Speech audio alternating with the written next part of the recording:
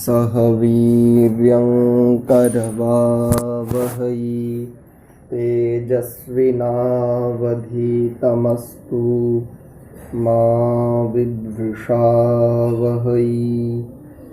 ओम शांति शांति शांति। आप सभी का स्वागत है। हम श्रीमद् भगवद गीता के दूसरे अध्याय का स्वाध्याय कर रहे थे और कल तक हमने मेरी आवाज़ ठीक आ रही है आप लोगों को? आप में से कोई बताएं कृपया एक बार। अच्छा ठीक है, आवाज सही आ रही है। ठीक है जी, ठीक। नमस्ते जी नमस्ते, धन्यवाद। तो कल तक की जो कक्षा थी, कल हमने 56वें श्लोक तक, दूसरे अध्याय के 56वें श्लोक तक हमने देखा था।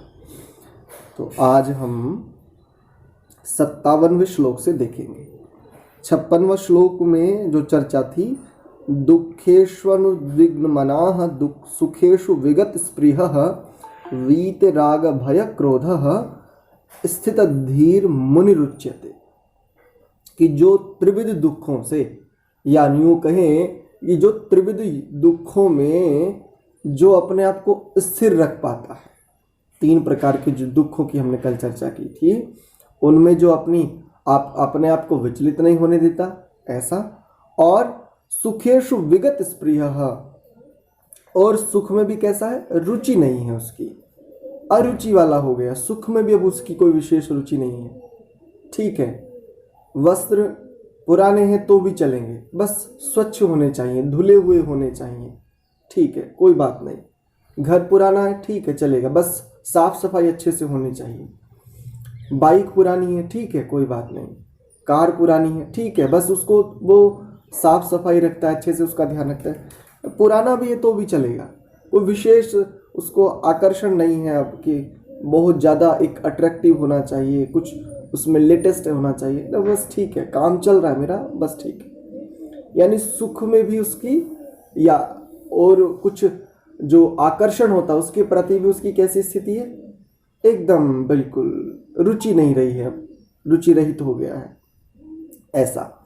और क्या बात बताई थी, राग में, भय, क्रोध, इन सब में जो अपने आप को स्थिर कर लेता है, बिल्कुल स्टेबल हो जाता है, बिल्कुल एकदम एक रस हो जाता है, एकाग्र कह लीजिए उसको, एकाग्र हो जाता है, जो अपने चित्त आदि के धर्म के अनुसार जो अपने चित्त को एकाग्र कर लेता है, ऐसा व्यक्ति स्थिर मन वाला है।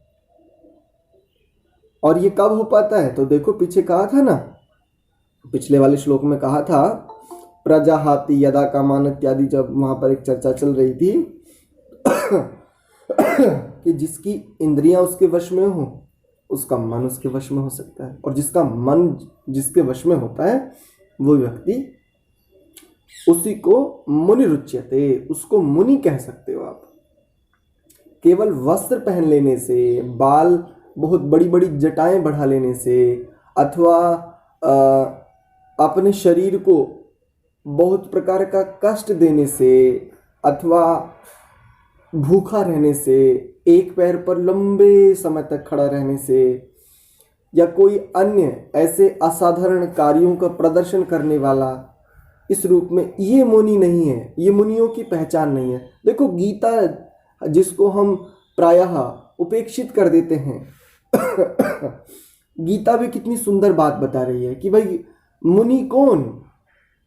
हम प्रायः जो वानप्रस्थ लेते हैं तो उनको हम मुनि जी, मुनि ऐसा हम संबोधन देते हैं, वस्तुतः वो भी आदरणीय है उतने उतने अंशों में, किंतु वास्तव में मुनि किसको कहा जाए, तो देखो जिसके इस प्रकार की स्थितियां, भय, क्रोध, आसक्ति, मोह, और सुख में भी जिसकी रुचि नहीं रही है अब, और तीनों प्रकार के दुखों में से कुछ भी आ जाए, आध्यात्मिक दुख, आदि भौतिक दुख, आदि दैविक दुख, अब उसके मन में विचलन ही नहीं है, अविचलित हो गया है बिल्कुल, ऐसा व्यक्ति मुनि कहलाने योग्य है। 57वां श्लोक देखते हैं। यह सर्वत्र अनभिस्नेह तत्प्राप्य शुभाशुभम नाभिनंदति न द्वेष्टि तस्य प्रज्ञा प्रतिष्ठिता। यह जो सर्वत्र अनभिस्नेह, सभी जगह यानी अपने जीवन के प्रत्येक दिन के प्रत्येक काल में, या यूं कहें सभी काल में कैसा है? अनभिस्नेह। हाँ, अभिस्नेह कहेंगे तो स्नेह युक्त, स्नेह वाला ऐसा, और अनाभिस्नेह कहेंगे तो स्नेह से विरक्त, स्नेह से शून्य ऐसा। तत् उस प्राप्य, प्राप्त करके, शुभ और अशुभम ऐसा, शुभाशुभम है ना, तो शुभ अशुभम पदच्छेद करेंगे। शुभ यानी अच्छा और अशुभ यानी बुरा।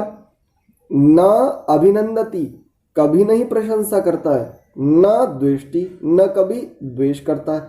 तस्य प्रज्ञा प्रतिष्ठिता, उसकी प्रज्ञा कैसी है? प्रतिष्ठित हो गई है, स्थिर हो गई है। वो कैसा है? वो ज्ञानी है, वास्तव में ऐसा व्यक्ति ज्ञानी है। हम ज्ञानी किसको समझते हैं? जो व्याख्या कर देता है, जो शास्त्रों की उलझनों को सुलझा देता है, और जो किसी विषय पर प्रवाह से बहुत सुंदर तरीके से, बड़े व्यवस्थित रूप से, बड़े रोचक ढंग के साथ भी हमें बहुत सारी बातों को स्पष्ट कर देता है, बहुत सारे रहस्यों को खोल देता है, भेद हमें स्पष्ट हो जाते हैं। हम प्रायः ऐसे व्यक्ति को ज्ञानी मानते हैं, लेकिन देखो गीता किसको ज्ञानी कह रही है? प्रज्ञा शब्द का ये अर्थ कह रहे हैं कि भाई ऐसा व्यक्ति ज्ञानी हो जाता है, उसका पूर्ण ज्ञान है, अचल ज्ञान है उसका, तो उसकी प्रज्ञा कैसी हो जाती है? प्रतिष्ठित हो जाती है, स्थिर हो जाती है। कैसी कैसी? तो देखो, जो इस संसार में, भौतिक जगत में ना तो शुभ की प्राप्ति से प्रसन्न होता है, हर्षित नहीं होता, जो भी शुभ उसको प्राप्त होता है उससे वो हर्षित नहीं होता, और न द्वेष्टि, नाभिनंदति द्वेष्टि। यहाँ पर क्या है कि जो कुछ अशुभ से प्राप्त होता है उससे घृणा नहीं करता। भाई केवल दो ही स्थितियां तो हैं, जैसे वेद में कहें तो वेद में दो प्रकार की स्थितियां हैं, ये करना है और जो करना है वो शुभ है, वो कल्याणकारी है। तो कल्याणकारी जो होता है, जो शुभ होता है, उसके प्रति व्यक्ति क्या होता है? बड़ा हर्षित होता है। अरे आज हमारे यहाँ बड़ा सुंदर हवन हुआ, आज तो हमारे यहाँ अमुक विद्वान आए थे, है ना, प्रसन्नता होती है ना। आज तो हमारे गुरुजी से मिलना हुआ, अरे बड़े वर्षों के बाद, बहुत दिनों के बाद मिले गुरुजी से, हैं, इत्यादि। तो शुभ है, तो ये करना चाहिए। वेद कहता है भाई ये करना चाहिए, तो करना चाहिए वो क्या होता है? शुभ होता है। अब शुभ के प्रति भी किसी कोई हर्षित ना हो, ये अलग सी बात समझ में आती है। लेकिन हाँ, ज्ञानियों की पहचान ही ये है। और दूसरी बात क्या कही? यदि ये नहीं करना चाहिए, जुआ नहीं खेलना चाहिए, चोरी नहीं करनी चाहिए, अकर्मण्य नहीं रहना चाहिए, अब ये जो नहीं करना चाहिए तो ये क्या है? अशुभ है। जो निषेधात्मक है वही तो अशुभ है। अब यदि वो निषेधात्मक की प्राप्ति भी उस व्यक्ति को होती है, तब भी वो कैसा रहता है? घृणा नहीं करता उससे, वो बस अपने में, अपने ही में। आगे बड़ा एक सुंदर श्लोक आ जाएगा, बिल्कुल इससे अगला ही श्लोक है जी, कोई बात नहीं। तो आगे एक श्लोक आएगा, उसमें ये समझ में आएगी बात कि कैसे इस बात को हम समझें। प्रायः आप में से कोई प्रश्न नहीं करता, किंतु यहाँ पर जितनी सुंदर चर्चा है ना, कई सारे प्रश्न, यदि मुझे कोई इसको पढ़ाए तो मैं कई सारे प्रश्न करूं, किंतु आप में जिज्ञास्य भाव कम है, ऐसा मुझे प्रतीत होता है। अस्तु, तो वो घृणा नहीं करता उससे। यदि कहीं पर अशुभ की प्राप्ति उसके स्वयं के जीवन में हो या किसी दूसरे के जीवन में हो, और उसको वो देख ले, यानी उसका वो प्रत्यक्ष कर ले, उसको सामने से बिल्कुल देख ले, अरे ये तो अशुभ है, तो उसकी प्राप्ति होने पर भी उससे घृणा नहीं करता, द्वेष नहीं करता। ऐसा क्या है? तो ऐसा व्यक्ति क्या कहता है? प्रतिष्ठित प्रज्ञा वाला कहते हैं। तस्य प्रज्ञा प्रतिष्ठिता, उसकी प्रज्ञा, उसकी बुद्धि, या यूं कह लीजिए उसने अपनी चेतना को किस स्थिति में लेकर के आ गया, वो प्रतिष्ठित उसने कर लिया। या ऐसे ले लो, ऐसे समझ लो कि उसने अपने चित्त पर, मन, बुद्धि, इंद्रियां, इन सब पर क्या कर लिया है, अधिकार प्राप्त कर लिया है। इनकी तरफ से मैं और क्वेश्चन करूं? हाँ, और अधिकार जब व्यक्ति प्राप्त कर लेता है तब कैसा हो जाता है और कैसे प्राप्त कर लेता है, ये इन दोनों प्रश्नों का उत्तर अगले श्लोक में देते हैं। हाँ बोलो, आपका क्या प्रश्न है जी? आपके विद्यार्थियों की ओर से मेरा प्रश्न है, हम्म योगी जो होता है, हम्म अब मुनि है तो योगी तो होगा ही डेफिनेटली। योगी तो बड़ा संवेदनशील चित्त वाला होता है, कोई भी विषय जो द्वेष वाला है या घृणा वाला है वो भी उसको एक सामान्य व्यक्ति की अपेक्षा अधिक शीघ्रता से टच करता है। ठीक है। और अगर सुख वाला विषय है या आनंद वाला विषय है वो भी उसको सामान्य व्यक्ति की अपेक्षा अधिक गंभीरता से और शीघ्रता से टच करता है। तो फिर ये कौन सी पावर है, कौन सी शक्ति है जिसके आधार पर ये ना तो शीघ्रता से द्वेषित होता है ना हर्षित होता है? प्रश्न अच्छा है, और बस इसमें एक छोटा सा प्रश्न यदि स्पष्ट होना तो समाधान उसी में होता है। देखो, प्रश्नकर्ता के प्रश्न को आदरणीय क्यों कहा जाता है, या प्रश्नकर्ता को आदरणीय क्यों माना जाता है? उत्तर देने वाले को आदरणीय नहीं माना जाता। तनिक रुकिएगा, एक बार मैं इनको, हाँ, तो इसमें प्रश्न है कि भाई योगी बड़ा संवेदनशील होता है। संवेदनशील होना ये तो गुण है, ये तो उत्कर्ष का लक्षण है, व्यक्ति उत्कर्ष की ओर बढ़ रहा है, ये लक्षण है। संवेदनशील होने में और लिप्त होने में, आसक्त होने में, दोनों में बड़ा अंतर है।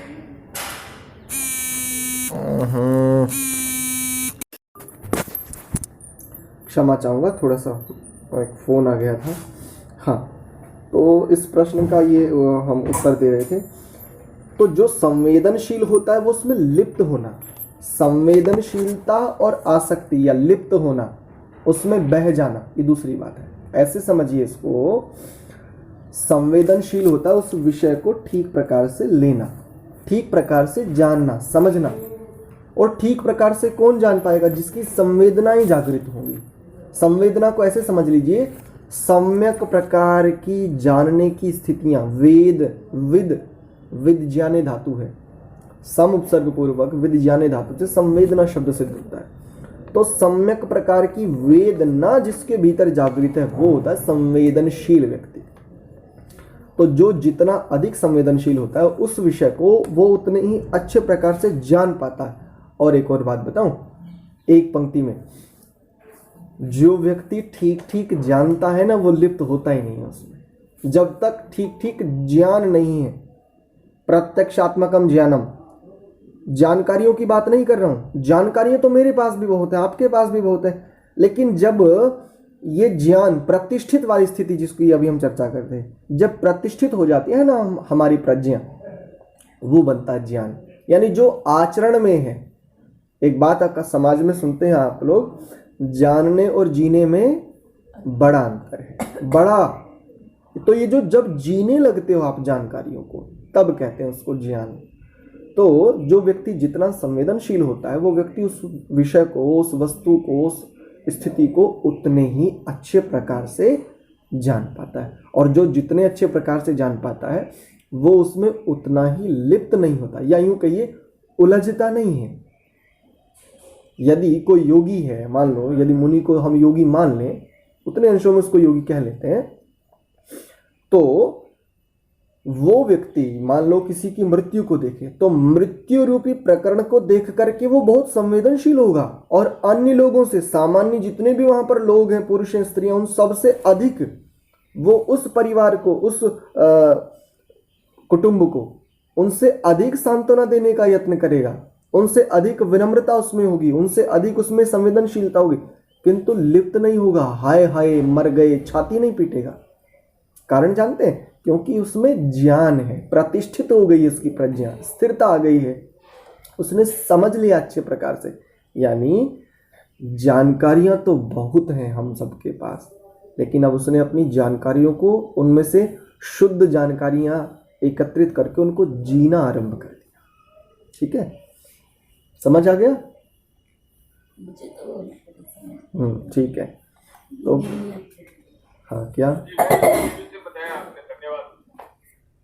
हाँ, उपेक्षा नहीं नहीं नहीं, योगी उपेक्षा नहीं करता। जो योगी होता है, रुको रुको रुको रुको, उपेक्षा उस रूप में, मान लो कोई यदि कोई ऐसा संदर्भ, ऐसा कोई प्रकरण उपस्थित होता है तो उसकी वो उपेक्षा उस रूप में नहीं करता। समझ रहे हो? जान करके उपेक्षा किसकी की जाती है? यदि योग दर्शन के अनुसार देखेंगे उपेक्षा किस रूप में, तो किसकी की जाएगी? घृणित, निंदित, है ना, जो उपेक्षा करने योग्य है। अब मान लो किसी की मृत्यु हुई है, यहाँ पे घृणा शब्द ही तो पढ़ा। मैं वही, नहीं नहीं नहीं, अशुभ के लिए घृणा है यहाँ पर, अशुभ के लिए। तो अशुभ को आप घृणित कह लो, बिल्कुल ठीक बात है। तो वो घृणा नहीं करता, ये आपका समाधान था गीता के अनुसार। वो घृणा की वस्तु के प्रति, जिसके प्रति सामान्य जन घृणा करते हैं, उसके प्रति वो घृणा नहीं कर पाता कि शक्ति की बात नहीं है। तो घृणा को, ओहो, मैं घृणा को उस रूप में मत लो कि घृणा का मतलब द्वेष। यहाँ पर घृणा का अर्थ द्वेष नहीं है, यहाँ पर जिसकी उपेक्षा करनी चाहिए। अब कैसे? मान लो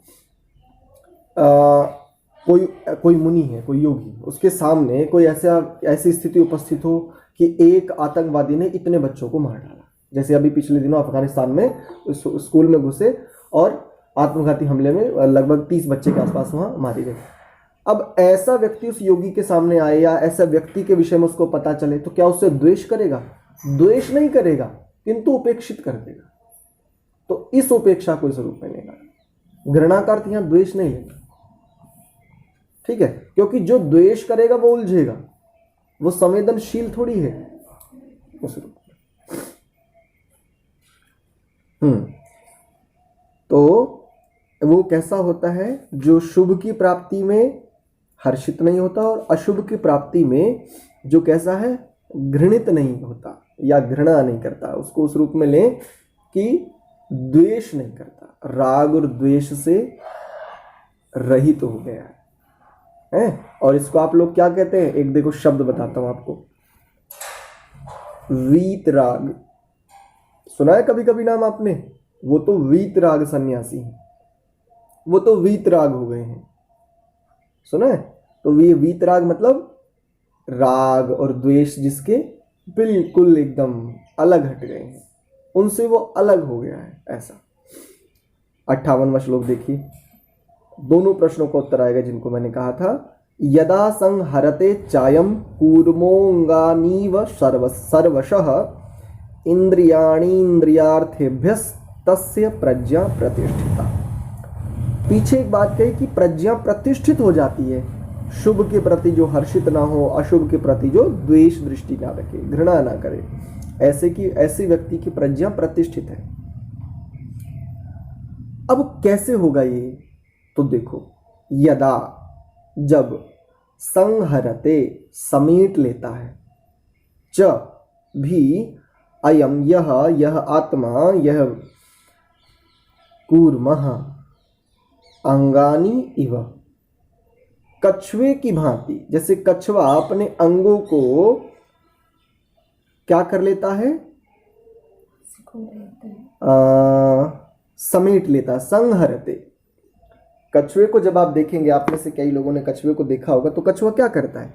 जब तक वो चल रहा है, किसी ने उसको व्यवधान नहीं उपस्थित किया, किसी भी स्थिति में किसी मनुष्य ने, तो वो बिल्कुल चल रहा है पानी में, भूमि पर, है।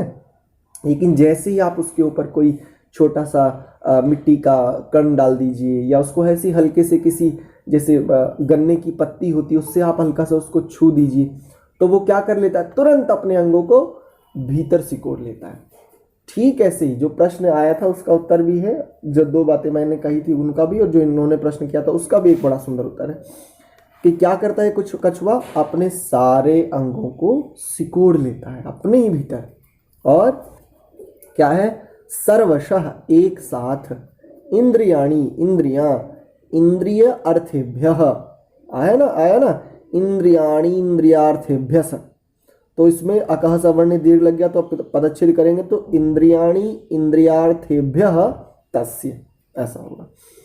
तो इंद्रिय अर्थेभ्य इंद्रिय विषयों से तस्य उसकी प्रज्ञा प्रतिष्ठिता, चेतना कैसी हो गई है, स्थिर हो गई है। संक्षेप में समझो सरलता से, जिस प्रकार से कछुआ अपने अंगों को अपने ही भीतर सिकोड़ लेता है, ठीक जो मुनि है ना, वो मुनि क्या कर लेता है, अपने आप ही को अपना दुर्ग बना लेता है, यानी स्वयं ही अपने भीतर ही अपने आप को, यूं कहिए कि वो अपनी चेतना को अपने भीतर ही, या ऐसे लीजिए अपनी चेतना में ही समाहित हो जाता है। जैसे कछुआ अपने समस्त अंगों को भीतर सिकोड़ लेता ना, ऐसे ही वो अपनी चेतना में भीतर ही समाहित हो जाता है, यानी स्वयं में स्वयं को स्थित कर लेता है ऐसे। अब इस बात से फिर आप आगे इसको स्पष्टता से समझने के लिए आगे व्याख्या करते जाइए। इंद्रियों को अपने वश में कर लेता है, यानी सिकोड़ लेता है अपने भीतर में, मन को अपने वश में कर लेता है, चित्त पर अपना अधिकार प्राप्त कर लेता है, बुद्धि को अपने वश में कर लेता है, और जिसके इंद्रियां, मन, बुद्धि, चित्त आदि ये सब जिसके वश में हो जाते हैं उसको क्या कहते हैं भाई, वो प्रतिष्ठित प्रज्ञा वाला तो है ही, उसको मुनि कहेंगे। हैं तद मुनिरुच्यते, पीछे भी कहा था। तो हमें भी देखो बात ये बिल्कुल सही है, और समझने से भी समझाने से भी कई सारी विषय वस्तु स्पष्ट होती हैं। तो जानकारियां तो हमारे पास बहुत हैं, लेकिन जिस दिन इन जानकारियों, इन शुद्ध, इन ठीक ठीक जानकारियों, जितनी भी हमारे पास बहुत सारी जानकारियों में जितनी ठीक ठीक जानकारियां हैं जिसको हम ज्ञान समझ रहे हैं, तो जिस दिन भी ठीक ठीक जानकारियों के आधार पर हमने जितना जितना जीना आरंभ किया ना, जिस जिस क्षेत्र में, हम निश्चित ही उस क्षेत्र में प्रवीण होते जाएंगे, दक्षता प्राप्त होती जाएगी।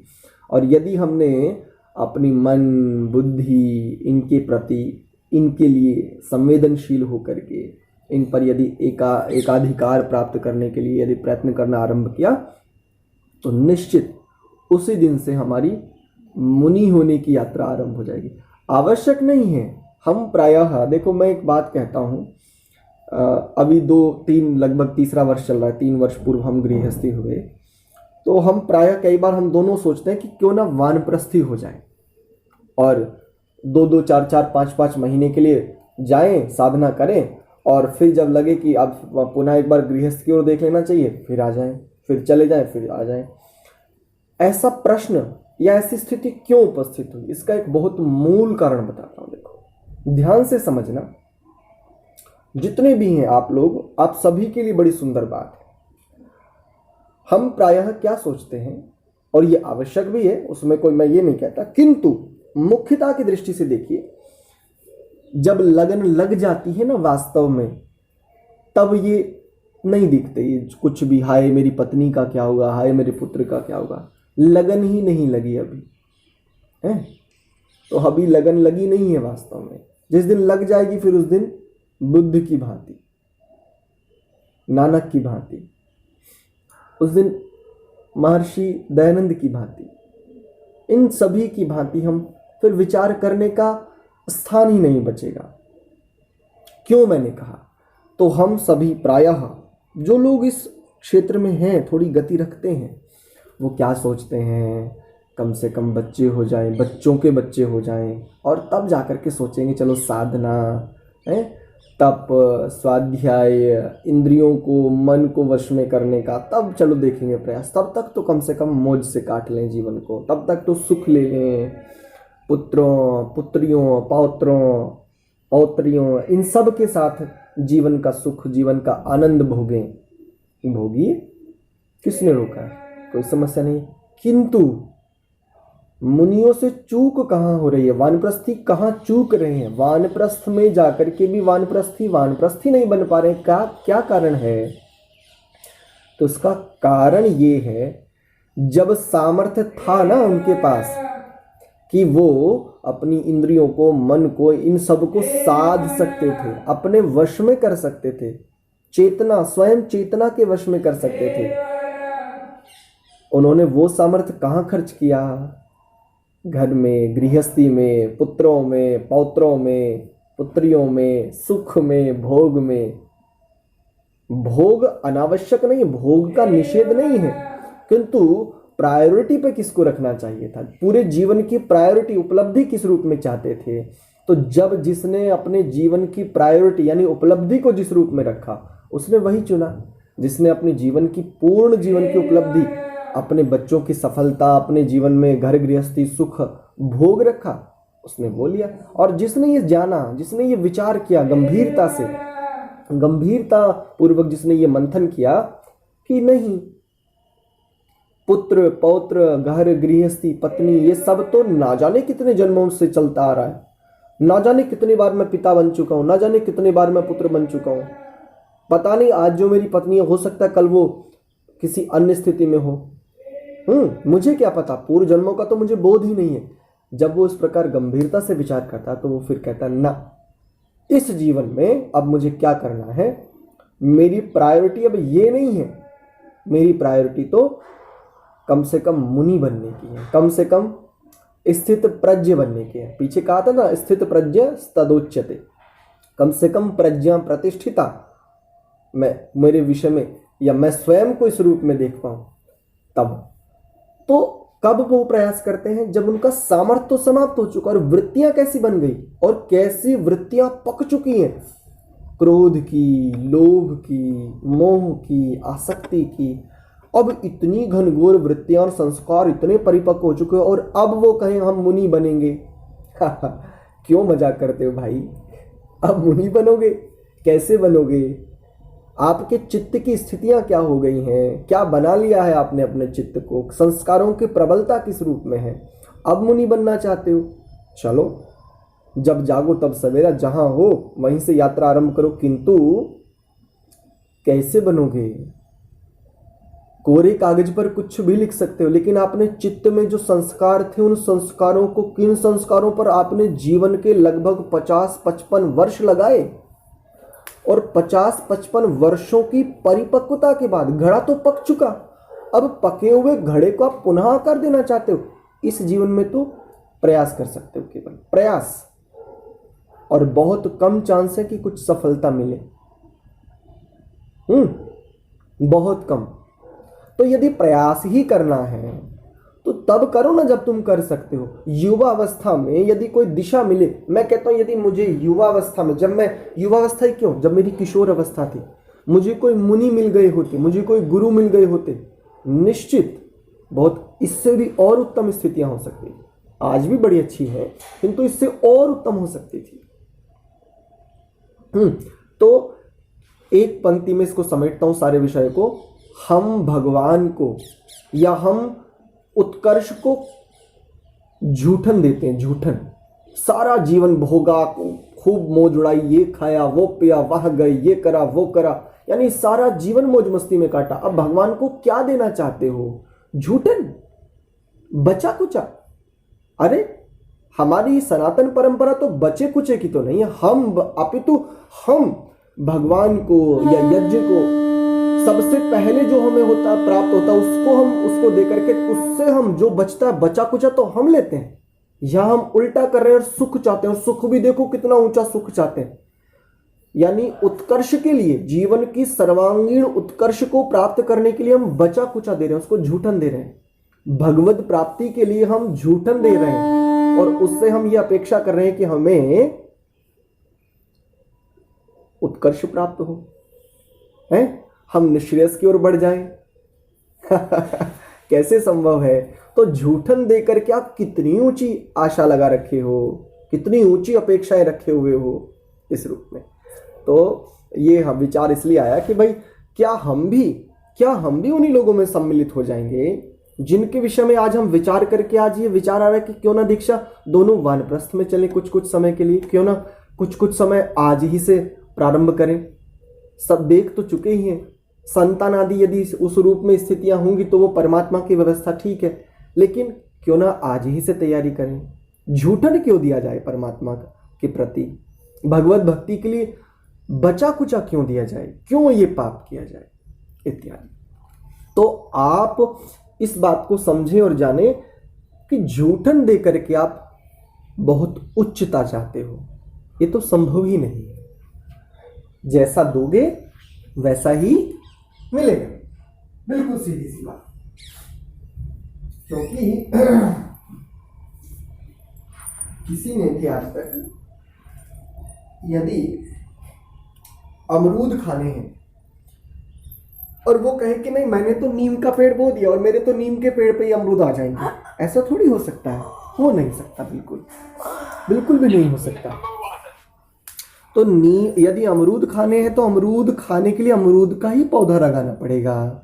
ठीक ऐसे यदि आप उत्कर्ष चाहते हो तो झूठन दे करके भगवान को है। भगवत भक्ति के लिए आप सारा सामर्थ्य तो आपने मोह जुड़ाने में, हम सब ने मोह जुड़ाने में, विषय भोगों में खर्च कर दिया। अब जो बचा कुचा सड़ा गला रोगी, झुका हुआ, गर्दन झुक गई है, कमर झुक गई है, अब शरीर में इतने सारे रोग आए, चलो अब थोड़ी भगवान भक्ति कर लेते हैं। क्यों नाटक कर रहे हो? क्यों अपने स्वयं को भी धोखा दे रहे हो? क्यों एक आडंबर आपने भी, क्यों एक हम स्वयं अपने आप में एक बड़ा पाखंड कर लेते हैं, बहुत बड़ा पाखंड कर लेते हैं। हम पाखंडों को बाहर खोजते हैं प्राय, और जिनके पास थोड़ी सी आर्य समाजी दृष्टि हो जाती है वो पाखंडों को बाहर खोजते हैं।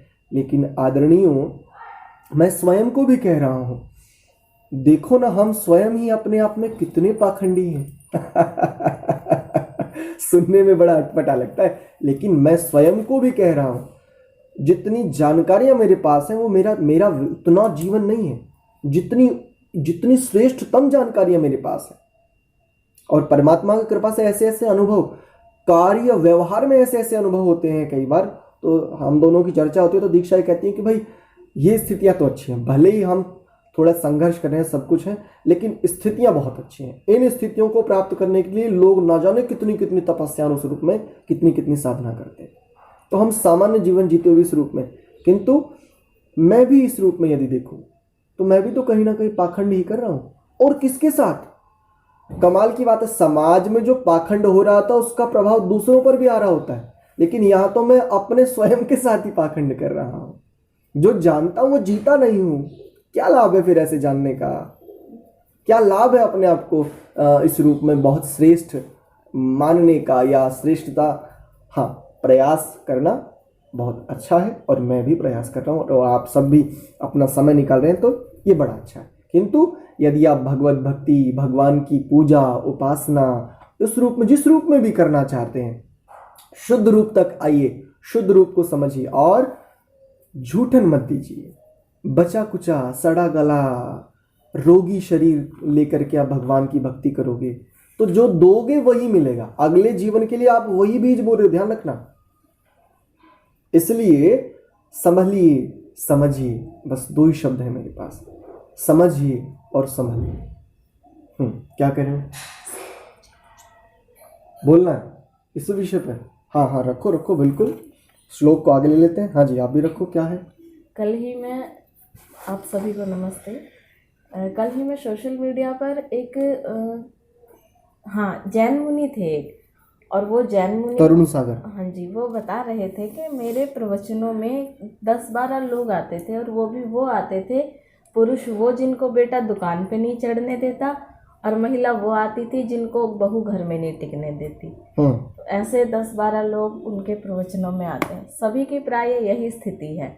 हमारे में भी 10-12 और वो लोग इस स्टेज पर पहुंचते किस आशा में है कि जब निवृत्त हो जाऊंगा, यानी बालकों का विवाह हो जाएगा, ये हो जाएगा, वो हो जाएगा, तब मैं साधना में लगूंगा।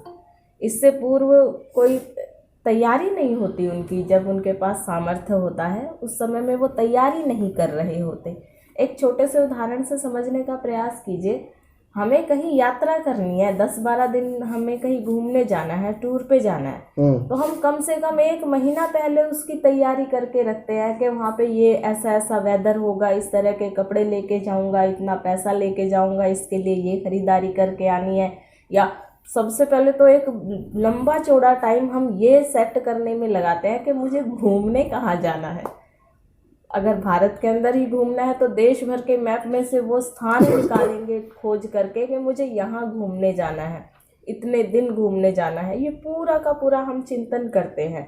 लेकिन वानप्रस्थ जो कि हमारे सनातन परंपरा में तो एक अभिन्न अंग है पूरे के पूरे जीवन का। 4 ब्रह्मचर्य, गृहस्थ, वानप्रस्थ। तो वानप्रस्थ के लिए वानप्रस्थ लेने से पूर्व हम कभी विचार ही नहीं करना चाहते। वानप्रस्थ में किसी भी व्यक्ति के जो सबसे अधिक काम आती है वस्तु, वो है स्वाध्याय। सनातन वैदिक ग्रंथों का अध्ययन उसको काम आता है। कारण क्या है? ये शब्द ही, यानी ग्रंथों के अध्ययन से जो उसने शब्द जान लिया होता है, इस शब्द ज्ञान को सार्थक करने के लिए, इसको प्रत्यक्ष करने के लिए, इसको ठीक ठीक जानने के लिए ही वानप्रस्थ में जाता है। अब पूर्व काल में तो ये स्थितियां हो जाती थी, क्योंकि ब्रह्मचारी रहते हुए उसने अध्ययन ही इन सनातन ग्रंथों का किया है। अब इसमें से कुछ स्थितियों को वो गृहस्थ में प्रैक्टिकल कर लेता है, और छूटने लायक स्थितियों से छूटने के लिए, छूटने लायक स्थितियां क्या है इनको जान चुका ब्रह्मचर्य अवस्था में, ब्रह्मचर्य काल में जब पढ़ रहा था शास्त्रों को। अब उनसे छूटने के लिए प्रयास मात्र करना है उसने वानप्रस्थ में, तो वहाँ पर उसके लिए स्थितियाँ ठीक हो जाती है, थोड़ी सरल हो जाती है। लेकिन हमारी एजुकेशन सिस्टम अभी ऐसी हो चुकी है कि सनातन ग्रंथों से संबंधित तो कुछ देखने को ही नहीं मिलता शिक्षा व्यवस्था में। तो हमारे बुजुर्ग लोगों को जब आँखों से दिखना कम हो जाता है, तब वो वैदिक ग्रंथों के स्वाध्याय के बारे में विचार करते हैं। फिर उससे भी कम हो जाता है, उससे भी कम अब और कुछ पढ़ने के लायक बचा ही नहीं। मैगजीन नहीं पढ़ सकते, लंबे काल तक टीवी नहीं देख सकते, मोबाइल नहीं चला सकते क्योंकि आंखें प्रॉब्लम कर रही हैं। अब वो गीता पढ़ने आएंगे, फिर वो कैसे मुनि बन पाएंगे, कैसे वो मनन कर पाएंगे, कैसे वो वानप्रस्थ को जी पाएंगे। इसलिए जब यात्रा की तैयारी, 10 दिन के टूर की तैयारी 1 महीना पहले करते हो, तो 25 वर्ष के वानप्रस्थ या मुनि भाव की तैयारी भी कम से कम 10 वर्ष पूर्व तो थोड़ी थोड़ी कर देनी चाहिए, ऐसा मुझे लगता है। बढ़िया। तो इस रूप में कि भाई जो अपने समस्त स्थितियों को कछुए की भांति अपने ही भीतर सिकोड़ लेता है, अपने स्वयं ही को दुर्ग बना लेता है, ऐसा जो व्यक्ति है वो मुनि कहलाता है। और ऐसे व्यक्ति की प्रज्ञा कैसी हो जाती है? स्थिर हो जाती है, अचल हो जाती है, विचलन नहीं है उसमें। क्षमा चाहूँगा। अब उसमें अस्थिरता शेष नहीं रही है, बहुत अंशों में उसने अपने आप को स्थिर कर लिया है उस रूप में। तो 59वां श्लोक देखेंगे। विषया विनिवर्तन्ते निराहारस्य देहिनः रसवर्जम रसोप्यस्य परम दृष्ट्वा निवर्तते। देखो क्या कह रहे हैं? विषया, जो विषय भोग की वस्तु है। विषय भोग बोले तो इंद्रियों से भोगने योग्य जो वस्तु होती है, जैसे रसना से हम, जो जिह्वा है, जिह्वा से हम रस का भोग करते हैं, खट्टा मीठा है। आँखों से हम सुंदरता का भोग करते हैं, दृश्यों का भोग करते हैं। अरे कितनी सुंदर पुष्प है, कितनी सुंदर डाली है, कितनी सुंदर गाय है। ये जो भी कुछ हम देखते हैं उस रूप में, ये भोग ही है। ये कितना सुंदर है, अरे ये कितना गंदा लग रहा है देखने में।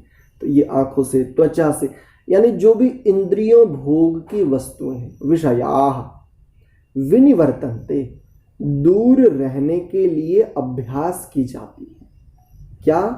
निराहारस्य, निराहार रहते हुए, या अपने आप को प्रतिबंधित करते हुए, ऐसा ले लीजिए। निराहार बोले तो जिसको आप व्रत कहते हो, जिसको आप उस रूप में कहते हो, आज मेरा एकादशी का व्रत है, आज मेरा सोमवार का व्रत है, मंगलवार का व्रत है। वस्तुतः व्रत बड़े सार्थक होते हैं। व्रत कहते हैं संकल्पों को, अपने जीवन में अशुभ को हटाने के लिए और शुभ को लाने के लिए, कल्याण को लाने के लिए, जो हम ये दृढ़ बात कहते हैं ना कि आज के बाद मैं किसी को, मान लो मैं किसी को अपशब्द कहता हूं, तो जब मैं ये कहता हूं ना, आज के बाद मैं किसी को अपशब्द नहीं कहूंगा, और ये मेरी प्रतिज्ञा, ये मेरा व्रत है, ये मेरा संकल्प है, तो इसी को कहते हैं संकल्प व्रत। और जो निराहार रहते हैं, आहार न करना, उसको कहते हैं निराहार। उसको सटीक शब्द दे तो वो होता है उपवास। तो निराहार रहना, या जिसको आप जिस रूप में व्रत कह रहे हो, ये जानते हो किस लिए किया जाता है? ये भी अपने आप को बिल्कुल मुनि बनाने के लिए किया जाता है। ऐसा नहीं आप लोग कुछ नहीं कर रहे हो। देखो, जो हमारी पौराणिक परंपरा में भी, जो हमारी वैदिक शुद्ध परंपरा से भी इतर स्थितियां हैं ना, उनमें भी चीजें तो बची हैं, यानी परंपराएं तो बची हैं, वो शुद्ध नहीं बची, एक तो विकृत हो गई हैं। और उन परंपराओं के मूल में क्या है? वो परंपराएं, वो जो कर्म, वो जो क्रिया कर रहे हैं, यदि उनसे पूछे क्यों कर रहे हो, तो इसका उनके पास उत्तर नहीं है। बस कर तो वो भी रहे हैं, निराहार वो भी रह रहे हैं, उपवास रख रहे हैं, जिसको वो व्रत कह रहे हैं कि आज मेरा इसका व्रत है, आज मेरा होली का व्रत है, आज मेरा दीपावली का व्रत है। मेरे पिताजी आज तक पूरे दिन खेतों में परिश्रम करते हैं, लेकिन पूरे दिन केवल बस चीनी घोल लेंगे पानी में और बस केवल वो पानी पीते हैं, पूरे दिन कुछ नहीं खाएंगे। मेरे पिताजी स्वयं में आज भी मेरे पिताजी रखते हैं। तो देखो, कर तो वो भी रहे हैं। अब मैं कभी पिताजी से पूछूं क्यों करते हो, बोले बस बेटा करते आ रहे हैं, हमारे बड़े करते आ रहे हैं, बस उनके पास यही है। किंतु इसका उद्देश्य क्या है? ये निराहार रहने का उद्देश्य क्या है, ये उनको नहीं पता। ये जो निषेधात्मक प्रतिबंध है कि आज मैं भोजन नहीं लूंगा, ये इंद्रिय भोग की जो स्थितियां हैं, यानी इंद्रियों के विषयों से हटने के लिए कि आज पूरे दिन तक मैं अपने आप को इस इंद्रिय के जो भोग है, जैसे रसना इंद्रिय का भोग क्या है? रस। जिह्वा के लिए भोग क्या है भाई? अच्छा भोजन, दूध आदि। जी नमस्ते सागर भाई। आज मैं निराहार रहूंगा, उपवास है मेरा, आज मैं व्रत रख रहा हूं, है तो आज क्या है? साधना ही है, लेकिन दृष्टि नहीं है उनके पास ये कि ये साधना के लिए व्रत रखे जाते हैं, बस इतना। तो निषेधात्मक प्रतिबंधों से देहिनः, जो देहिनः बोले तो जो आत्माएं हैं, जीव है, मनुष्य शरीरधारी हैं, क्योंकि ये उपवास आदि मनुष्य ही कर सकता है, पशु आदि नहीं करते। और रसवर्जनम, स्वाद का त्याग करता है। रसः भोगेच्छा अपि यद्यपि अस्य, उसका, परम अत्यंत उत्कृष्ट वस्तुएं दृष्टवा देखकर, अनुभव होने पर, निवर्तते, वह समाप्त हो जाता है। निवृत्त, एक शब्द सुना ना, निवृत्त, तो उसी का जब रूप चलाएंगे तो निवर्तते, ऐसा निवर्तते, निवर्तनते, इस प्रकार से उसके रूप चलेंगे। तो देखो पूरे का अर्थ देख लेते हैं। ये क्या अर्थ कर रहे हैं इसका? कह रहे हैं देहधारी जीव, जीव से लीजिए आप आत्मा, जो मनुष्य शरीरधारी आत्माएं हैं, इंद्रिय भोग से भले ही निवृत्त हो जाएं, पर उसमें इंद्रिय भोगों की इच्छा बनी रहती है। भाई जिस दिन आप उपवास रखते हो, व्रत करते हो, जिस भी दिन करते हो, उस दिन भले ही आप सारे के सारे जो भोग हैं, भोजन, दूध, मीठा, खट्टा, चटपटा, तीखा, कशैला, जो भी है, उन सब से भले ही आप निवृत्त हो गए, लेकिन भोग की इच्छा तो बनी रहती है ना। अरे कल को मेरा या शाम को मेरा फास्ट है, तो फास्ट को जब मैं खोलूँगा, मैं व्रत को खोलूँगा, तो फिर ये खाऊँगा, ये होगा, वो बनी रहती है ना। ठीक है, लेकिन उत्तम रस के अनुभव होने से ऐसे कार्यों को बंद करने पर वह भक्ति में स्थिर हो जाता है। क्या कह रहे हैं? कौन से उत्तम रस? तो देखो, जिसको भक्ति रस कहते हो, भक्ति, जिसको साधना रस कहते हो।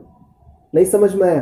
तो जिसको अभी आप मुनि कह रहे थे ना, जब ये मुनि भाव में, जब ये मुनित्व में रस पान करने लगता है, उस रस के अनुभव होने पर फिर विषय भोग और विषय भोगों की इच्छा, इन दोनों से पृथक हट जाता है। कब हटता है? देखो, प्रायः हम ये सोचते हैं कि हम साधना करें या हमारे लोग समझें, लेकिन जानते हो उनकी गति क्यों नहीं हो पाती? इसका एक कारण पर समझाता हूं आपको, जितना मुझे समझ में आया। व्यक्ति को बड़ा चाहिए, छोटे का त्याग वो तभी करता जब उससे बड़ा उसको ये समझ में आए, यानी उसको ये स्वीकार हो जाए कि ये जो मेरे पास अभी है, इससे बड़ा ये है। तभी व्यक्ति की उसमें प्रवृत्ति होती है, तभी वो जो वहां पर अभी है उसको छोड़ने के विषय में विचार करेगा।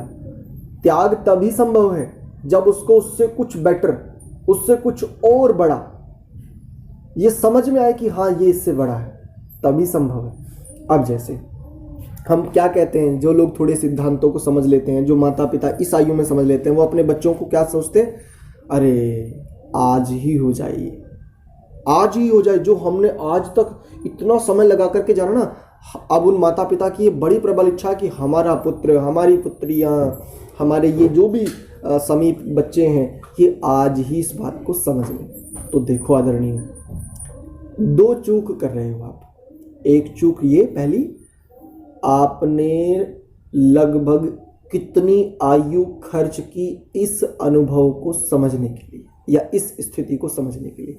क्या आपके बच्चों की उतनी आयु है? क्योंकि आयु अपने आप में एक बहुत बड़ी स्थिति है। एक बात तो ये। दूसरी बात, दूसरी चूक क्या है, यदि आप चाहते भी हैं ना, आयु को यदि हम छोड़ भी दें, क्योंकि आयु महत्व भी नहीं रखती उतना, बड़ी आयु वाला आदरणीय है, लेकिन यदि उसके पास ज्ञान बिल्कुल नहीं है, शून्य है, वो मूढ़ चित्त वाला है, मूढ़ स्थिति वाला है, कुछ भी नहीं पता, आज भी वो विषय वासनाओं में ऐसे ही लिप्त है जैसे कि भयंकर स्थितियों वाले युवक होते हैं या युवतियां होती हैं। तो उस बूढ़े का क्या उस बूढ़े को भी आदरणीय कहोगे? उसकी आयु आदरणीय है, बस उस व्यक्ति का जीवन आचरण बिल्कुल भी आदरणीय नहीं है इस रूप में। तो दूसरी चूक क्या है? दूसरी चूक ये है कि आप जिस बच्चे को ये चाहते हो, जिस बच्ची को आप चाहते हो, सबसे पहले तो आप स्वयं, हम स्वयं अपने आचरण में वो लेकर के आए और वो हमारा जीवन बने, एक बात। दूसरी बात, आप उसको ये विश्वास तो दिलाओ कि जहां जिसमें तुम अभी हो और जिसकी हम तुम्हें कह रहे हैं, वो इससे बड़ा सुख है, इससे ज्यादा मजा उसमें है, इससे ज्यादा बड़ी उपलब्धि है, वो इससे बड़ा अचीवमेंट वो है। उदाहरण से एक बात समझाता हूं। मान लो एक बच्चे को आप कहते हो, बेटा मोबाइल चलाना बंद कर और तू क्या कर, थोड़ा सा पढ़ ले। अच्छा चल थोड़ा सा कोई ग्रंथ पढ़ ले, गीता सुना दे चल थोड़ी पढ़ के। अच्छा थोड़ा सा चल रामायण सुना दे, भगवान वाल्मीकि ने जो रामायण लिखी। या कई लोग रामचरितमानस पढ़ते हैं, बेटा रामचरितमानस सुना दे, हैं चौपाइयां सुना दे चल। अच्छा कोई भजन सुना दे। बच्चे की रुचि नहीं है इसमें। अब इस रुचि ना होने को लेकर के हम क्रुद्ध होते हैं, हमें बड़ा असंतोष होता है। किंतु क्या हमने विश्वास दिलाया कि चौपाइयां या इस प्रकार के जो भी ग्रंथों को आप आदरणीय मान रहे हो, जिस रूप में भी ले रहे हो, मुझे आपत्ति नहीं है, मुझे आपत्ति नहीं। यात्रा तो लंबी है, कोई एक ही जीवन में चाहता है। लोगों को अब तो मेरी ये आर्ष और अनार्ष को लेकर के भी एक दृष्टि हटती जा रही है। अभी तक मैं ये कहता था कि अनार्ष और आर्ष, तो सबको ये स्थिति कभी दी ही नहीं जा सकती, सबको ये कहा ही नहीं जा सकता केवल आर्ष। पहले सामने वाले का ये प्रश्न तो हो कि क्या पढ़ूं। गुरु के पास आकर के समित पाणी होकर के वो कहे तो सही, वो प्रश्न तो करे कि गुरुवर आचार्यवर पढ़ूं क्या पढ़ना चाहिए। अब प्रश्न किसी का भी नहीं है, लेकिन हम एवं ही ढिंडोरा पीट रहे हैं, आर्ष पढ़ो आर्ष पढ़ो। अरे क्यों? बस यदि कुछ करना चाहते हो तो मैं आज इस स्थिति में हूं, तुम बस पढ़ो, तुम आर्ष पढ़ो चाहे अनार्ष पढ़ो, लेकिन तुम पढ़ो बस। जब तुम्हें कहीं उलझन हो जाए, उस उलझन को देख करके बस रख मत देना, गिव अप मत कर देना, छोड़ मत देना उस पढ़ाई को, उस अध्ययन को, उस स्वाध्याय को। किसी योग्य व्यक्ति के पास जाकर के उसका समाधान लेगा। तो बस केवल पढ़ाई, केवल स्वाध्याय लाओ तो सही जीवन में। मैं तो ये कहता हूं, मैं आर्ष अनार्ष इस झमेले से भी मैं बाहर आने के लिए प्रयत्न कर रहा हूं उस रूप में। तो उसके साथ बस यही चूक है, उस बच्चे को ये विश्वास तो दिलाओ। एक बार उसको जिस दिन विश्वास हो गया ना कि हाँ, जिसकी बात मेरी माँ कह रही है, जिसके विषय मेरे पिता, दादा, दादी, नाना, नानी, ये जो लोग कह रहे हैं, जिनको मैं यूज टू ले रहा हूं, जिनको मैं इग्नोर कर रहा हूं, इनकी बातों में बड़ा सामर्थ्य है। ये इससे बड़े अचीवमेंट की बात कर रहे हैं। जिस दिन उसको आपने ये विश्वास दिला दिया, अब वो आपके हाथों नहीं आएगा। अब आप दुखी होगे, अब आपको कष्ट होगा कि कहीं घर छोड़ करके सत्य की खोज में ना निकल जाए।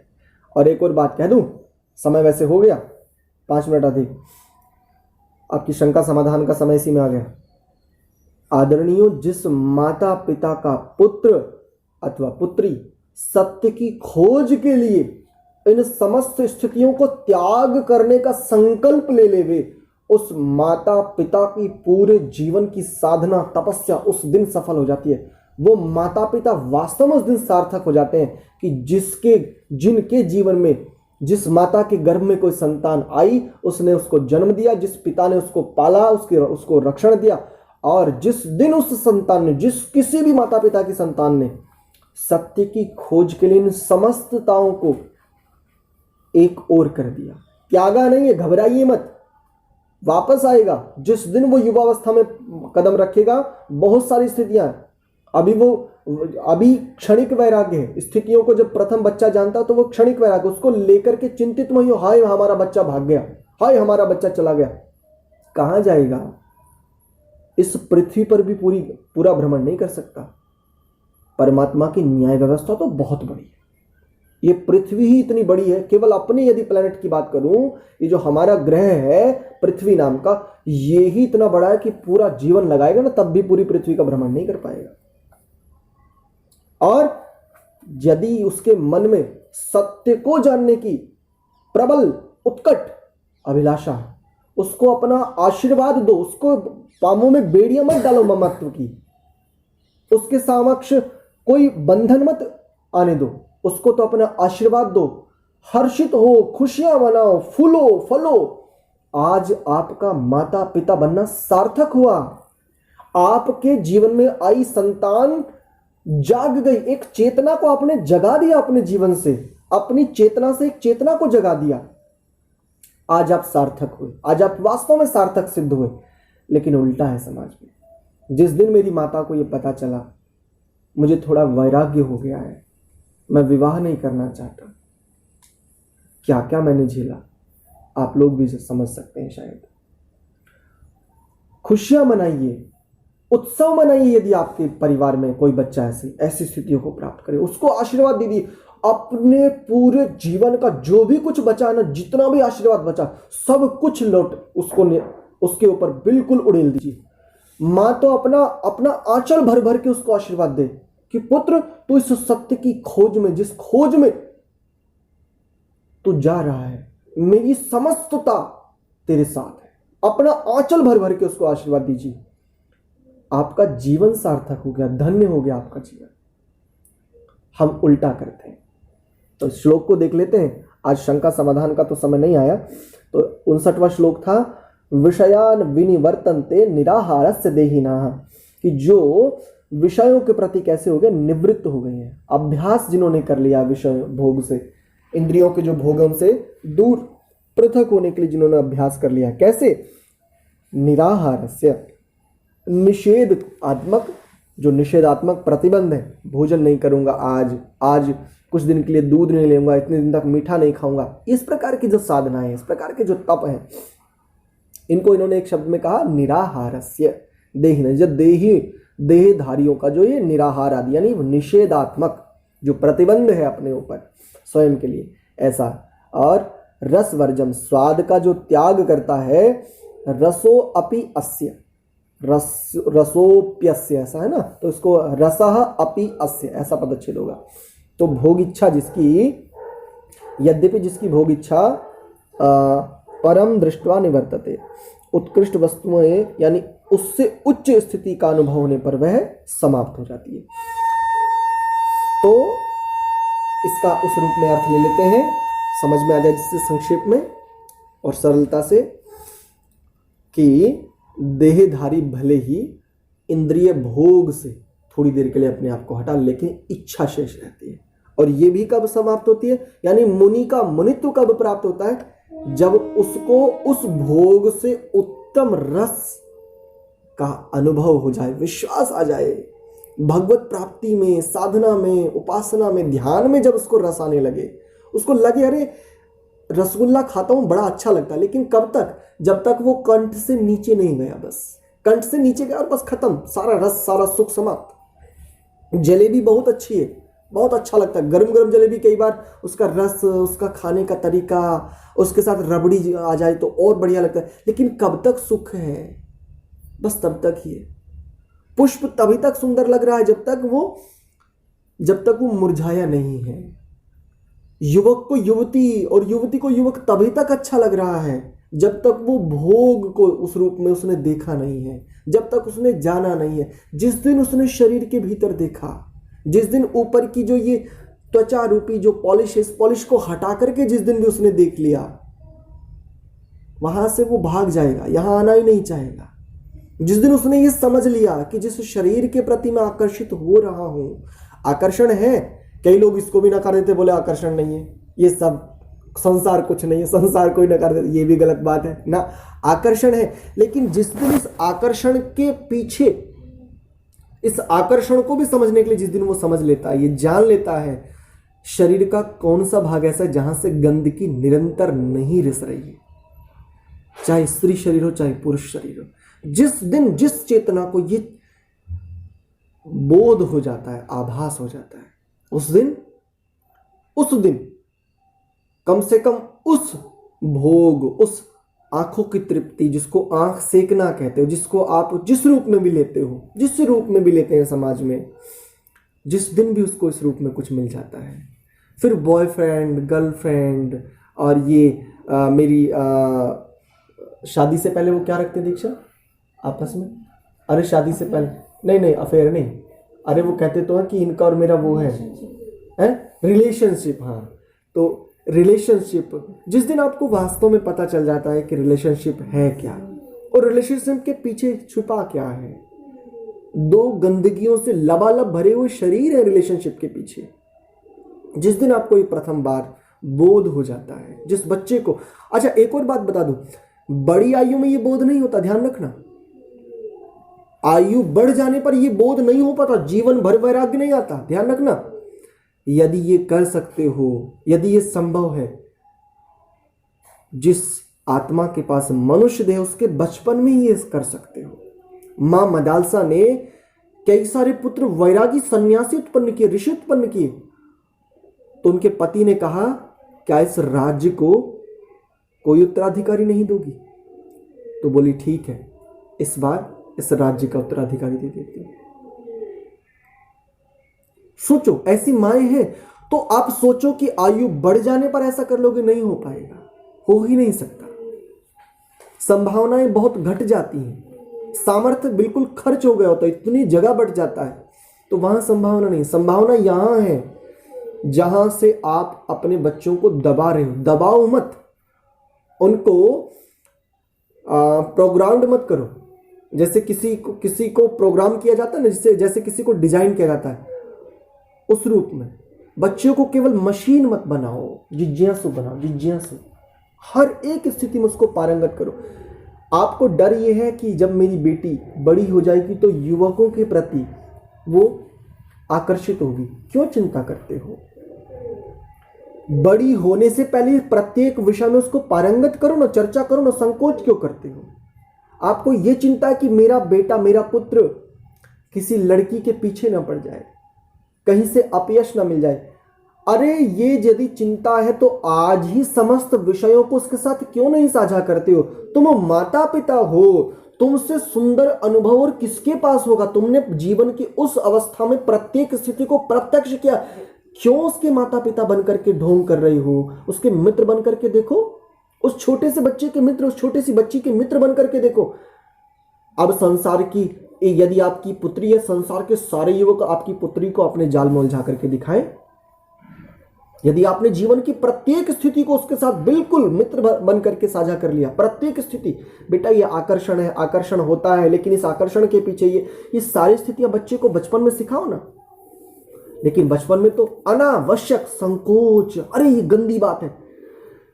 जो विषय है संसार में, उन विषयों के विषय में बताना गंदी बात है, लेकिन गंदे काम करना गंदी बात नहीं है। जब वो जानना चाहता था, जब उसकी जिज्ञासा थी, तब आपने बताया नहीं। लेकिन आज जब वो गंदगी में चला गया, आज आप कहते हो हाय हाय हाय हाय, आज छाती पीटते हो, आज दोष देते हो संतानों को। जब वो जानना चाह रहा था तब तो आपने एक शब्द नहीं बताया, तब तो आपने उसको झिझक दिया, तब तो आपने उसको झिटका दिया, डांट दिया, अब ये क्या बात, चल गंदी बात, चल ऐसा नहीं करते। तब तो आपने उसको किस प्रकार से उसको दुत्कार दिया था। आज जब वो चला गया, जब उसके मित्र मंडलियों ने, न्यूज ने, मैगजीन ने, यूट्यूब ने, नेट ने, मोबाइल ने, जहां से भी उसको, उसके मित्र मंडली ने जहां से भी उसको जैसा भी मिला, आपने तो उसकी जिज्ञासा शांत नहीं की। तो आपको क्या लगा कि आप जिज्ञासा शांत नहीं करोगे तो वो बस चुप बैठ जाएगा। यौवन नदी है, नदी, और कैसी प्रचंड वेग वाली, प्रचंड अखंड वेग वाली नदी है। और प्रचंड और अखंड वेग वाली नदी को रोका नहीं जा सकता। हम यही गलती कर रहे हैं। प्रचंड और अखंड वेग वाली नदी को बस क्या कर सकते हो, दिशा दे सकते हो। तो युवा अथवा युवती प्रचंड और अखंड वेग वाली नदी ही है, उनको आप रोकने का प्रयत्न कर रहे हो, रोकने का। तुम्हें भी उड़ा कर ले जाएंगे, बहा ले जाएंगे, ध्वस्त कर देंगे, नष्ट कर देंगे, भ्रष्ट कर देंगे, तुम्हें समाप्त कर देंगे। और यही हो रहा है परिवारों में। उनके सामने अवरोध मत बनिए। यदि आप उनका भला और अपना भी कल्याण चाहते हो, अपने जीवन की सार्थकता चाहते हैं, हम सभी जो भी चाहते हैं, उनको बस दिशा दे दीजिए। एक छोटा सा बैरियर मत लगाइए, एक छोटा सा क्या दे दीजिए, डिवाइडर। जिधर बहाना चाहते हो वो डिवाइडर लगाइए, बैरियर मत खड़ा कीजिए, वहां पर डिवाइडर लगा दीजिए, डिवाइड कर दीजिए, उसको विभाजित कर दीजिए जिस ओर बहाना चाहते हो, इस रूप में। तो ये कब होता है, जब आप उत्तम, जहां है वो, जहां है उससे उत्तम स्थिति के विषय में उसको जिस दिन विश्वास आ जाएगा, जिसको भी रोके नहीं रुकेगा वो, और उस दिन खुशियां मनाओ, चिंतित मत हो। ठीक है, आज के विषय को इतना ही रखते हैं। आज शंका समाधान का, प्रश्नों का काल सारा हमने ले लिया, इसके लिए हम क्षमा चाहते हैं। किंतु विषय का प्रवाह ऐसा बना कि मैं भी अपने आप को रोक नहीं पाया। आप सभी को सादर प्रणाम। इस कक्षा को हम यहीं विराम देते हैं। आपकी कोई प्रश्न या शंका होंगी तो उनको हम कल की कक्षा में अवश्य लेंगे।